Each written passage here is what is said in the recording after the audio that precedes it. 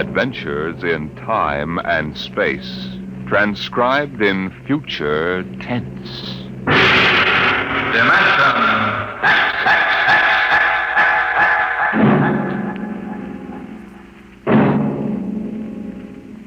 The National Broadcasting Company, in cooperation with Street and Smith, publishers of astounding science fiction, bring you Dimension X.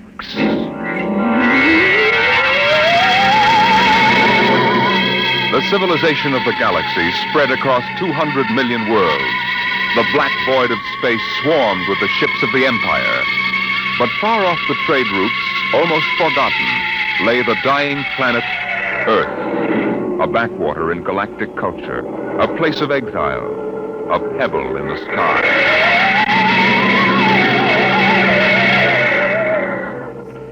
I landed on Earth, on the one spot which I would have called civilized. A patch along the desolate heights of the Himalayas that surrounded the palace of the imperial governor of Earth. Dr. Bell Averdan of Sirius Sector. That's a familiar name. Perhaps you've seen it in the Galactic Archaeological Journal, my Lord Ennis. Me? No, I'm a soldier, not a scientist. It was a newspaper article. You gave an interview about your expedition to Earth. I suppose you'll want to start digging. Whatever can you find on this miserable heap of rubble? I don't consider Earth a miserable heap, my lord. It's absolutely unique in the galaxy. Unique? It's the only inhabited planet that is radioactive. It's a pig pen. Yes, I know. But this planet is inhabited. Biologists have proven that on a radioactive world, high forms of life cannot develop. High forms?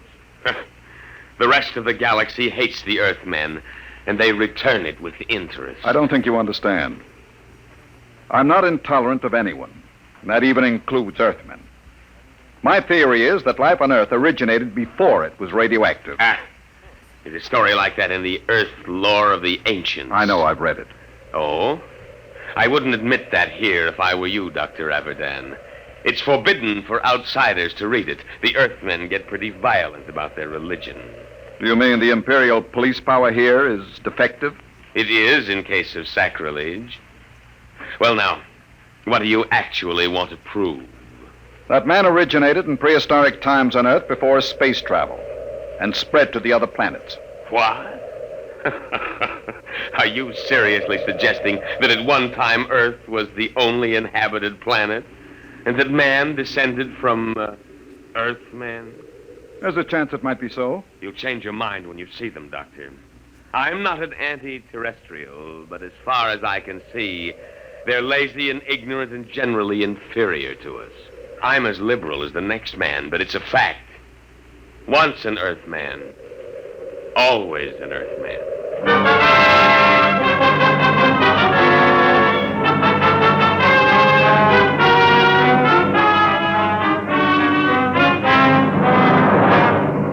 I booked passage to the city of Chica on an Earth line. My fellow passengers seemed ordinary enough, but I was conscious of being alone among Earthmen.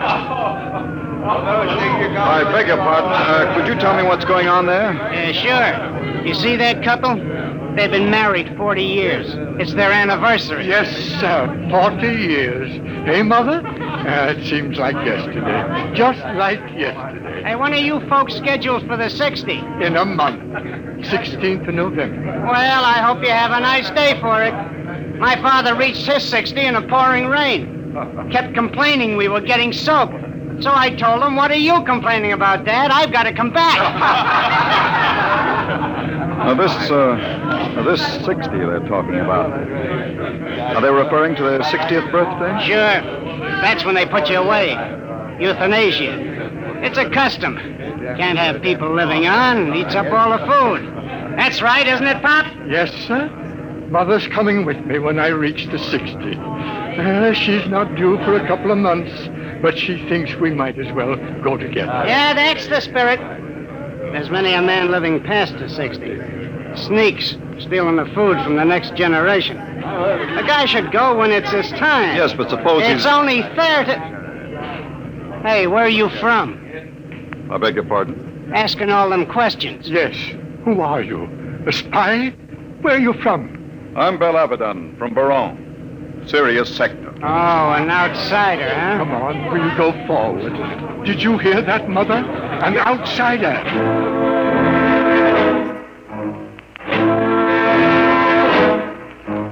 I burned with indignation. Earthmen treating me like an outcast. Earthmen. When we landed, I followed my intention of observing the human animal, subspecies Earth, in its native habitat. In this case, a large department store.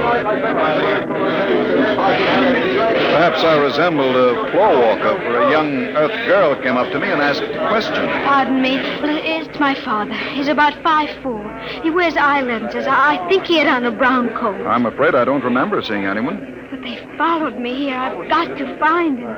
Are you in trouble, miss? No. No, it's nothing, really. I'm sorry I bothered you. Attention. Attention, please. What's that? All patrons of the store will kindly leave by the 5th Street exit.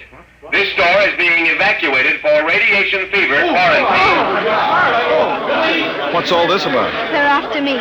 It isn't really radiation fever at all. Who's after you? How am I going to get out of here? They'll be checking registration cards at the door. Haven't you got one? Yes, but it has my name on it. I don't know what to do. Come on. But you don't even know me. I don't know anybody here, but you're an interesting species. Person. This way. Show your own car. Come on, step along. Next. Check. Wait a minute. Pull the check. Yes, sir. Stand right there. Look here, officer. Are you with her? Yes, but you'd better find out who I am. Later. Stand over there. Next.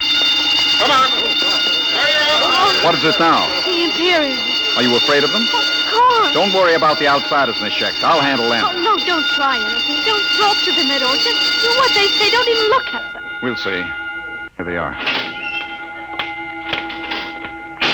All right, now. You, guard. Yes, sir? I'm Lieutenant Cloudy, Imperial Garrison. Who's got the fever? If it please your honor. Not so close, idiot. You might be infected. I'll take over. You, Earthy. What's your name? Speak up, squaw. Paula Schecht, sir. Your registration papers? Here you are, sir. Thank you. All right, now. Pick them up. Go on. Say, look here now. What did you say, Earthy? If you please, sir. This man has nothing to do with me. I never saw him before. What did you say? I don't like the way you treat women, and I'd advise you to improve your manners. And where have you been brought up, Earthy? Here's lesson number 1. Why, you... My arm! Let go! Sergeant, neuronic whip! Oh, no, no. Yes, sir.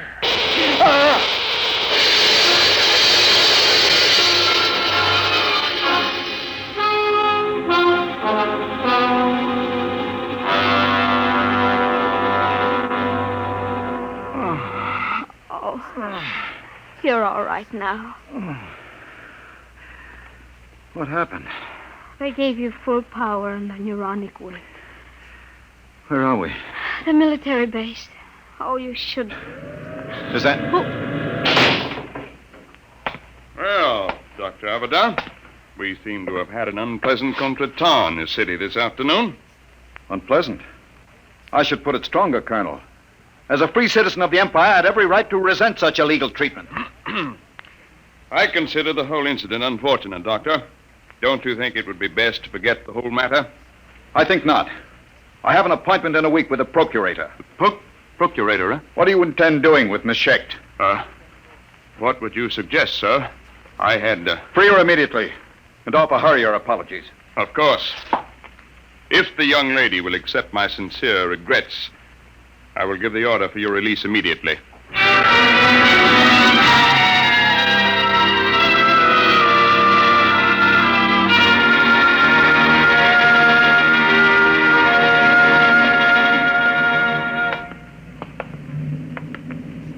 I don't understand. They just turned us loose. Of course. You must be very important. I never heard of the outsiders being that polite to an Earthman before. I'm not an Earthman, Paula. What? I'm an archaeologist from the outside. Oh, Well, then you stood up to the soldiers because you knew it was safe all along. And I thought... Oh, I should have known. Paula, does my not being an Earthman make me any different from 5 minutes ago? You might have told me, sir. If you don't mind, don't call me sir. Don't be like the rest of them. Like the rest of whom, sir? The rest of the disgusting animals that live on Earth? Please, Paula. If you'll excuse me, sir, I must leave. Oh, wait. Paula! Listen to me, Paula!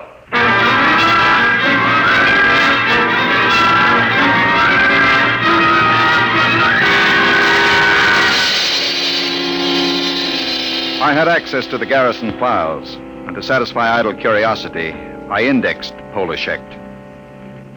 Her father was a Dr. Mikhail Schecht, biologist. And against his name was a black star with a notation, condemned in absentia. Charge, evading the 60. That was why she was afraid. So I sent a note asking her to meet me in the North Park after dark. Paula, over here. Dr. Avedon? Sit down. Oh, I want you to understand. I wouldn't have come except... I understand. I've seen your father's record. You know about it. I looked into it, Paula. There doesn't seem to be much that can be done about the 60. Oh, it isn't that. It's not for my father. It's for the whole galaxy. What is it? Earth is going to revolt. No. All of it? Oh, don't laugh at me. Paula, the galaxy has a volume of several million cubic light years. It contains 200 million inhabited planets. Earth has a population of only 20 million. And no resources. What can Earth do? I don't know, Doctor, but my father does. He's told me that Earth knows a way by which it can wipe out all outside life and... Wait. Listen. Someone coming. Park Patrol. Quick, kiss me. Don't be stupid. Kiss me. They won't suspect anything. Oh, yes, of course.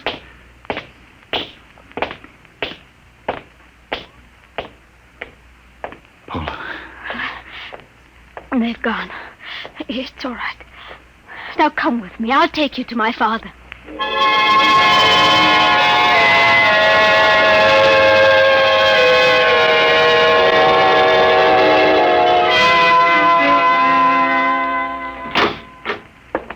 Dr. Avedon, this is a pleasure.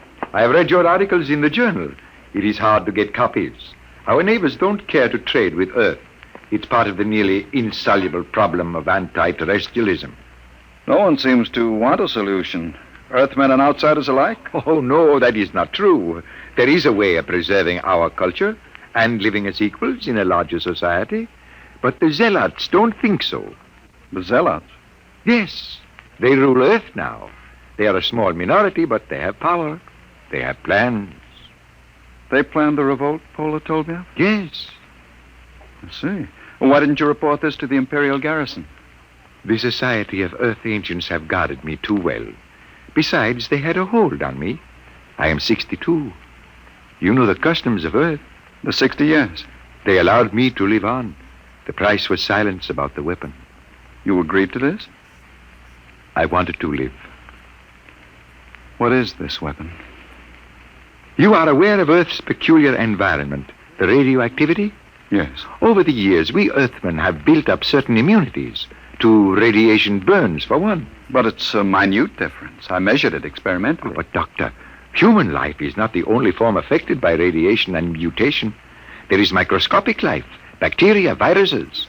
We have been searching out such a virus, one to which Earthmen have developed a high degree of immunity, but not outsiders.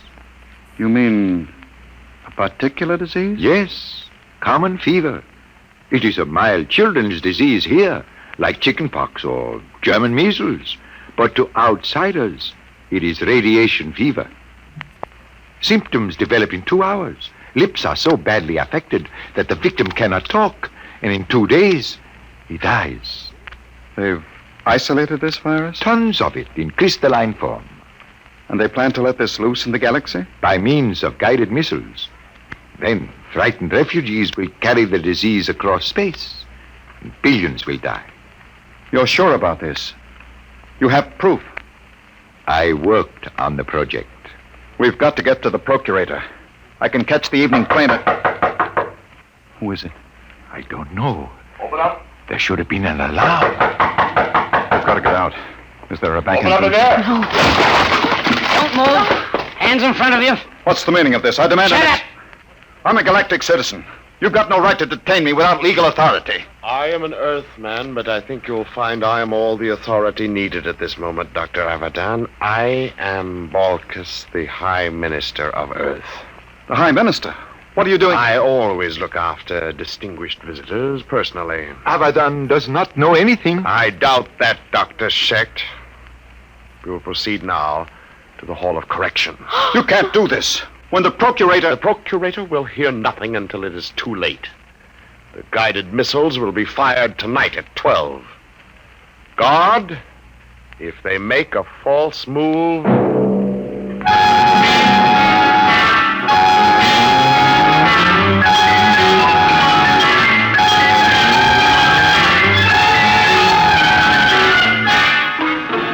Keep them covered, guard. Right. Paula, can you scream? What are you... There, coming down the street. Imperial Patrol. Oh, it's no use. Do what I say. Scream. Go ahead.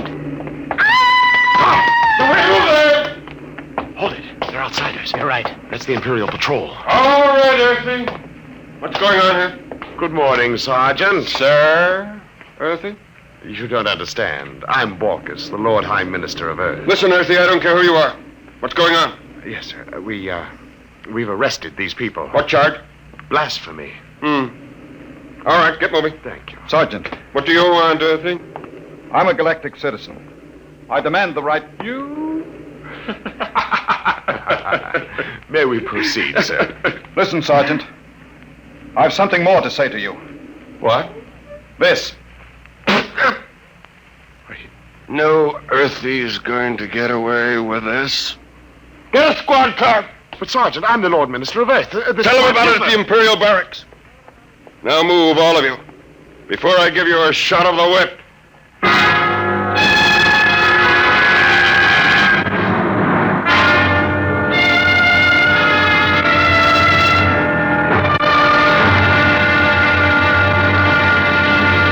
I tell you I'm a citizen of the Empire. Listen. I can prove it. You'll get into a lot of trouble if you don't believe me. I'll admit no Earthy would dare spit in my face. It was the only way I could get to the garrison. I insist on seeing the officer of the day. I sent for him. You better have a good story. Attention! That easy. Which one of you claims he's a citizen of the Empire? I am. Bella, it's the one from the store. You, eh? The smart louse that broke my arm. Well, well, well. I've got to see the colonel, Lieutenant. Now, Dr. Abadan, I could hardly do that unless it's important. It is important. It's life and death for the galaxy. Mm-hmm. Come here. Closer. Oh, it's too bad I've got to save you for the colonel. What? He'll see you at 5:30, his orders. You knew all along. Sure. Come on, Earthy lover.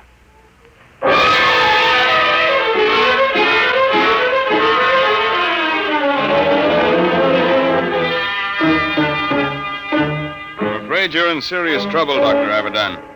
The man you're accusing is the High Minister for Earth. I know, but I have proof. Well, I can only speak to the procurator. You've got to contact him. there are channels, Dr. Abadan. We haven't time for channels. I have the details of the plot from Dr. Shecht. You've got to let me speak to the procurator. I've already advised him of your arrest. He's flying in. You had better be able to prove what you say. If you don't, we'll have to hand you back to the native authorities and their courts, now notoriously savage.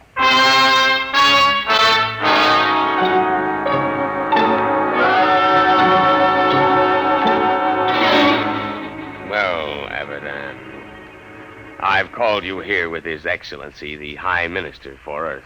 My lord, this man is behind the whole plot. Is he? There's no time to lose. I've explained to you about the virus. They're shooting off the guided missiles at 12. You've got to take action. Well, Your Excellency, My lord, if this man has any evidence... You admitted it this afternoon. You have no witness to that. Ask Dr. Schecht. He worked on the virus. I wouldn't say that Schecht lied, my lord, but he is a criminal wanted for evading the 60, and some men will invent any story to avoid death. The deadline is midnight. You've got to bomb those temples where the launching sites are. Perhaps I can explain. According to my information, Dr. Abadan seems to have succumbed to a certain Earth girl, the daughter of the unfortunate Dr. Schecht.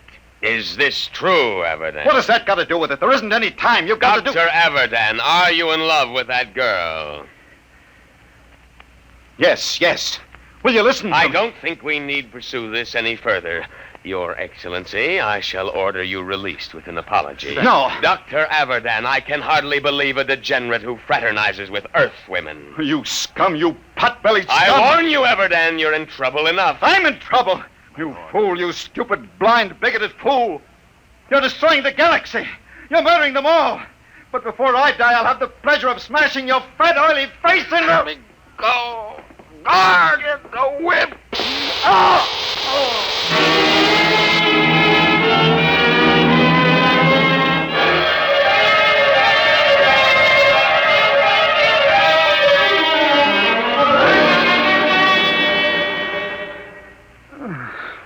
Belle, are you all right?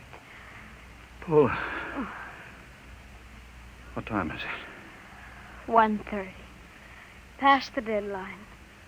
It's all over. Lord Ennius released the High Minister with an apology. Doesn't matter. The Empire can wipe Earth out. It won't save any lives. The virus must have been spread here, too. Earthmen are immune, but outsiders... Belle, you're an outsider. Yes, Oh, I am. We're paying, Paula. The rest of us.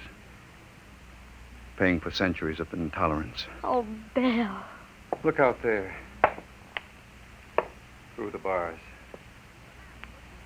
The night sky.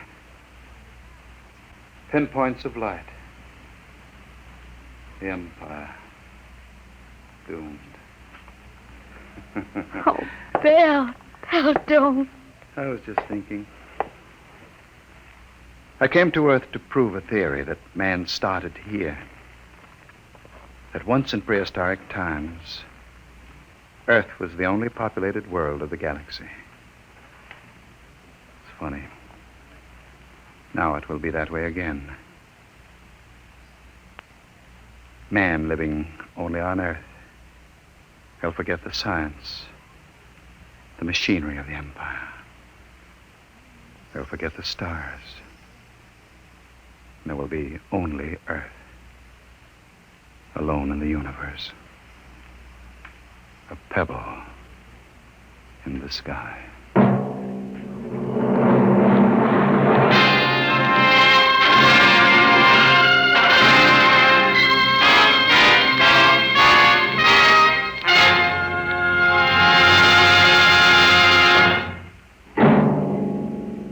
The children of tomorrow will play with toys. But what will those toys be like? An ordinary clerk in an ordinary job finds a terrifying answer to that question next week as Dimension X brings you Child's Play. Dimension X is transcribed each week by the National Broadcasting Company in cooperation with Street and Smith, publishers of the magazine Astounding Science Fiction. Today, Dimension X has presented Pebble in the Sky, dramatized for radio by Ernest Kenoy. Featured in the cast were Santos Ortega as Abadan and Susan Douglas as Pola. Your host was Norman Rose, music by Burt Berman. Dimension X is produced by William Welch and directed by Edward King.